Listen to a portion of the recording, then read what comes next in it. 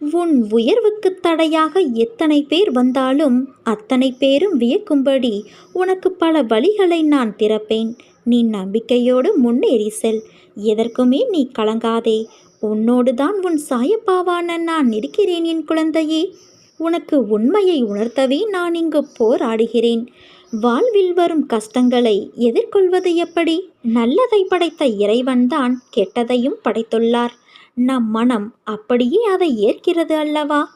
நல்லதை மட்டும் ஏற்றுக்கொள்ளும் நம் மனது எதற்காக கெட்டதை ஏற்றுக்கொள்ள மறுக்கின்றது? சிறிய புன்னகையோடு ஒரு குரு சொன்னார். அது அவரவர் இஷ்டம் என்று சொல்லிவிட்டார். சிறிது நேரம் கழிந்தது.